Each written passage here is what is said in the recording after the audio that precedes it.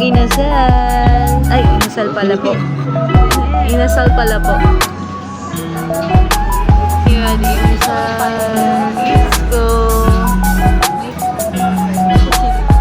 Per gram daw eh, per gram.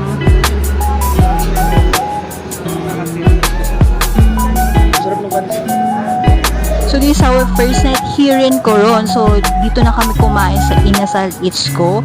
So nakakatuwa lang tong pa-lightning nila sa may kalsada. Sobrang nakaka-attract to sa mga turista. So based on sa opening nila, 11 AM to 11 PM sila. Actually, kanina pa namin gustong magtanghalian dito, kaya lang maaga pa, sarado pa sila. Kaya binalikan namin ngayong gabi for our dinner. So, guys, sa lahat ng mga gustong makatipid, so dito na kayo kumain. Sobrang mura lang.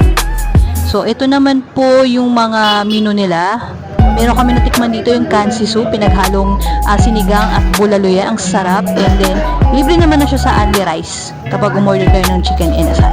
So, dito na rin sila nag-iihaw.